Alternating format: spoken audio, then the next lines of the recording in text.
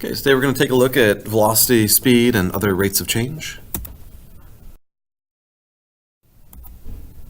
So if we look at a graph right here showing distance with time on the x-axis, the average velocity is the change in position over change in time, and so we could find the average between 2 points.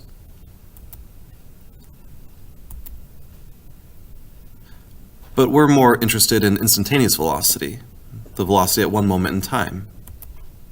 And we've already seen that the instantaneous velocity can be found using the limit of the difference quotient.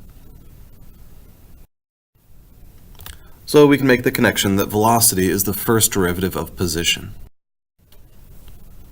So if we're given position, remember we often use s of t to represent position, so that's not speed. We want to find the velocity at any time t.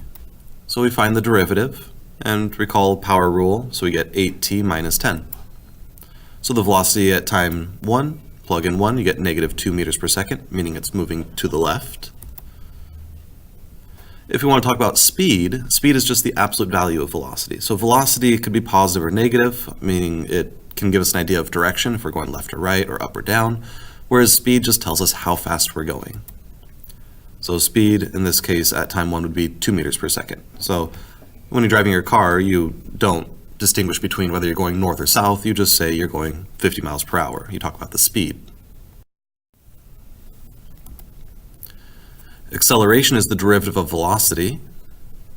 So we can take the derivative of our velocity equation now and we'll get 8. And the units for velocity, meters per second, acceleration, meters per second, which is meters per second squared. And here's just a fun fact, not something we'll ever use in class, but the third derivative of position, or the derivative of acceleration, is called the jerk. And you can think of jerk as that feeling you get when an elevator suddenly drops or slows down very quickly, or when your car comes to an abrupt stop. That would be considered jerk. So you understand that feeling. And now we understand this joke that you've probably seen on t-shirts.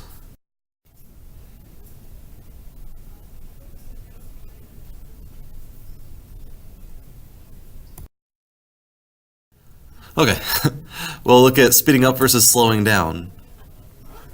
If the velocity and acceleration are the same sign, so both positive or both negative, the particle is speeding up. And if velocity and acceleration have opposite signs, the particle is slowing down. So let's break this down into case by case and we can try to make some sense of this. If the velocity is positive and the acceleration is positive, that means if we're just looking at left to right motion, you're moving to the right, and there's some force that is also pulling you to the right, which is causing you to speed up in that direction. If velocity is positive and acceleration is negative, you'd be moving to the right, but there's some force trying to pull you to the left, causing you to slow down. If velocity is negative and acceleration is positive, that would mean you're moving to the left, but there's some force trying to pull you to the right, so you're slowing down. And if velocity is negative and acceleration is negative, you're moving to the left, and there's some force pulling you to the left, causing you to speed up. Okay, we have a position equation. First thing we want to do is find the intervals where the velocity is positive and where the velocity is negative. So take the derivative to find the velocity equation, and we can factor, and we can use a number line to help. So we know that the velocity is 0 when t equals 3 and t equals 1, based off those factors up above. And so those are the only times when our velocity will be 0. In between, it's going to maintain a constant value of either positive or negative. So if we plug in a value less than 1, such as 0, we'd get 3 times negative 1, which is positive. Plug in any number between 1 and 3, such as 2, you'll get positive times positive, which is negative. Plug in anything larger than 3, you'll get positive times positive times positive. So the velocity is positive from 0 to 1, and for any value of t greater than 3. And the velocity is negative between 1 and 3. And now we'll look at the acceleration. So take the derivative of velocity, make our number line, and the acceleration is negative when we're less than 2, positive when we're greater than 2. And finally, when is the particle speeding up or slowing down? So if we think about speeding up, we're looking for where these intervals overlap, where the velocity is positive and the acceleration is positive. So between 1 and 2 and greater than 3, let's see, between 1 and 2, the velocity is negative, and between 1 and 2, the acceleration is negative, so the particle is speeding up. When t is greater than 3, velocity is positive.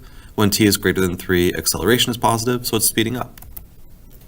And between 0 and 1, velocity is positive, but the acceleration is negative, so it's slowing down.